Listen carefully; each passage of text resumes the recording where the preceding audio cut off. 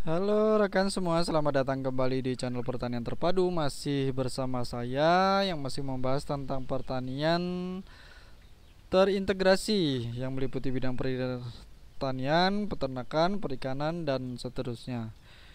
Masih melanjutkan sesi uji coba kita rekan-rekan semua. Pada kesempatan kali ini kita masih membahas tentang peternakan entok. Dan yang akan kita bahas kali ini adalah ternak entok di lahan terbatas atau lahan yang sempit.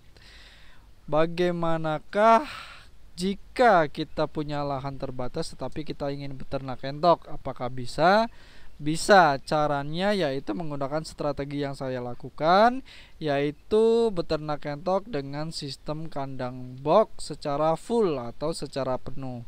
Nah, di hadapan kita ini rekan-rekan semua adalah entok jumbo. Siapan ini ya baru usia kurang lebih 3 bulan. Dan sampai usia segini entok-entok saya ini masih saya pelihara di kandang box seperti ini ya. Meskipun kandangnya ala kadarnya seperti ini, tetapi ini fungsional. Nah, tadi bagaimanakah caranya kalau kita menggunakan sistem kandang box? Jadi kalau kita beternak entok dengan sistem kandang box, kita bisa menggunakan metode seperti ini. Jadi kita siapkan terlebih dahulu kandang-kandang boxnya, kandang box bertingkat seperti ini. Bisa disesuaikan, pokoknya kandangnya mau seperti apa bisa disesuaikan. Intinya untuk pemeliharaan kita menggunakan kandang-kandang seperti ini. Jadi mulai dari DOE ya, anakan-anakan itu, kemudian yang agak besar sampai yang besar, bahkan yang siap panen itu kita pelihara di kandang-kandang seperti ini.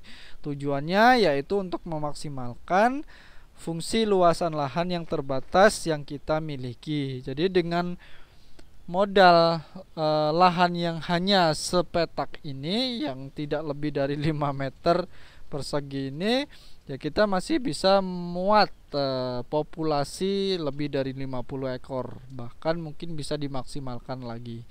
Nah, contoh kandangnya bisa seperti ini ya. Kandangnya, jenis kandangnya yaitu kandang-kandang bertingkat, atau juga bisa disesuaikan kandang seperti ini. Itu terserah rekan-rekan semua. Yang penting nanti adalah penataannya. Jadi penataannya itu maksudnya adalah di bagian tepi-tepi itu bisa kita gunakan untuk penempatan kandang. Kemudian di area lahan tanahnya ini kita gunakan untuk yang indukan-indukan. Jadi indukannya kita tebar di bagian bawah seperti ini. Kita sediakan untuk tempat bertelur seperti itu. Kemudian nanti setelah menetas itu kita masukkan ke kandang-kandang box ya. Mulai dari kandang DOE misalnya seperti ini yang saya miliki ini misalnya, kemudian nanti agak besar lagi dipindah seperti ini dan seterusnya sampai dia siap panen atau siap jual. Nah, untuk penjualan kan itu terserah ya, rekan-rekan semua bisa disesuaikan sendiri. Ada yang jual DOE, kemudian ada yang jual siapan kayak pulet gitu kalau ayam ya, darah-darah seperti itu ya, dan lain sebagainya. Intinya rekan-rekan semua, kita bisa memanfaatkan lahan yang terbatas untuk beternak entok. Nah, berikutnya, Bang, kalau dengan sistem kandang full kandang seperti ini, bagaimana dengan pertumbuhannya? Bagaimana dengan pakannya? Kita bahas sedikit.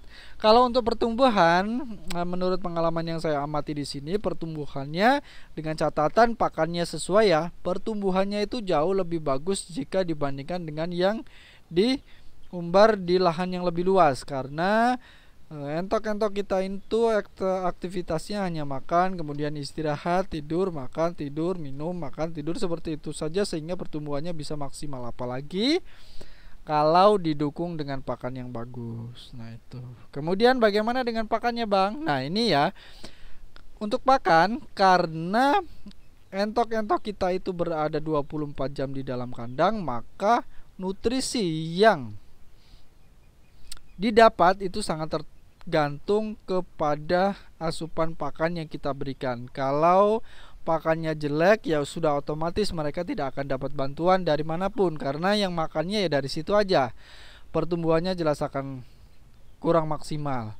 Kalau pakannya kurang, kemudian juga ada efeknya yang perlu diwaspadai, misalnya sampai ada kanibalisme, misalnya di populasi yang cukup bagus, cukup banyak, kemudian kondisi pakannya kurang, misalnya karena berada di dalam kandang, itu potensi kanibalisme, potensi kanibalismenya itu akan jauh lebih besar. Tetapi bisa disiasati dengan cara penyediaan pakan, minum yang sesuai kebutuhan dan juga sesuai dengan kantong kita. Nah, itu rekan-rekan semua catatan yang bisa saya sampaikan. Jadi pertumbuhan, kemudian perkembangannya seperti itu. Kemudian apa lagi?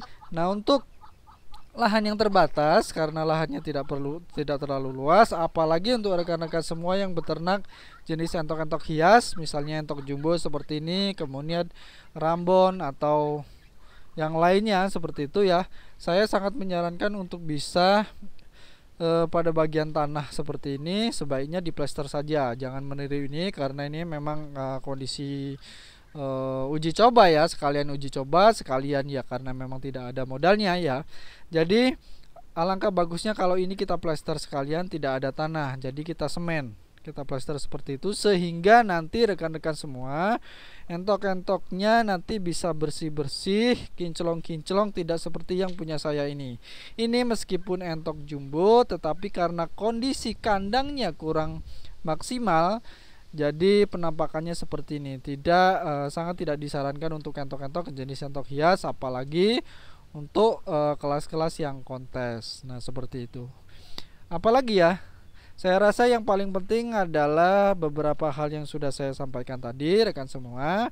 Jadi walaupun lahannya terbatas, rekan semua tidak perlu pesimis, tidak perlu berkecil hati, karena kita masih bisa memanfaatkan lahan yang terbatas tersebut untuk beternak entok, baik itu entok untuk lokal, untuk pedaging, atau bahkan untuk jenis entok hias sekalipun. Ini saya spill ya, ini seperti ini. Ini saya punya, ini masih bujangan, ini juga usianya sama, ini 3 bulanan, barusan penuh sayapnya, tetapi kondisinya memang seperti ini. Ini rekan-rekan semua, ini sebagai proyek percontohan saja bahwa kita beternak dengan kandang yang terbatas pun itu masih bisa menghasilkan. Kalau ada yang ingin tahu bagaimana bang hasilnya, kalau untuk pedaging saya sangat suka dengan seperti ini. Jadi bahkan kalau untuk yang pedaging itu biasanya saya masukkan ke kandang-kandang individu seperti sebelah sana itu ya, yang di ujung. Saya masukkan satu persatu seperti kandang ayam petelur itu, kemudian saya besarkan. Dan itu cepat gemuk, pertumbuhannya bagus, dan pertambahan bobotnya sangat lumayan, apalagi didukung dengan pakan yang sesuai. Nah, kalau untuk entok hias mungkin rekan-rekan semua perlu disesuaikan lagi, misalnya ini ya, lebar kandangnya itu perlu disesuaikan supaya nanti bulu-bulunya itu tidak rusak seperti itu. Kemudian kebersihan kandangnya tadi yang saya bilang, misalnya lantainya ini itu jangan sampai seperti itu ya, itu ini karena musim hujan, kemudian lantainya tanah seperti itu ya, itu dere itu ya, masih dere itu penampilannya sangat kurang estetis seperti itu. Jadi kalau untuk penghobi itu masih kurang memuaskan, sepertinya dipandang masih kurang cukup bagus. Nah, itu rekan-rekan semua sedikit gambaran untuk rekan-rekan semua yang ingin beternak entok dengan lahan yang terbatas, bisa menggunakan sistem kandang box seperti yang biasa diterapkan untuk peternakan ayam sekalipun. Nah, seperti itu. Oke, itu saja rekan-rekan semua untuk update video pada kesempatan kali ini. Mudah-mudahan berkenan, mudah-mudahan bermanfaat. Terakhir saya ingin menyampaikan bahwa apa yang saya sampaikan ini berdasarkan pengalaman yang ada di kandang saya pribadi. Hanya ingin berbagi, bukan bermaksud menggurui, apalagi merasa pintar sendiri. Sampai di sini saja. Terima kasih telah mengikuti video saya sampai selesai. Mohon maaf kalau dalam penyampaiannya ada yang kurang berkenan. Sampai di sini, sampai bertemu pada video selanjutnya. Terima kasih rekan-rekan semua. Salam sukses.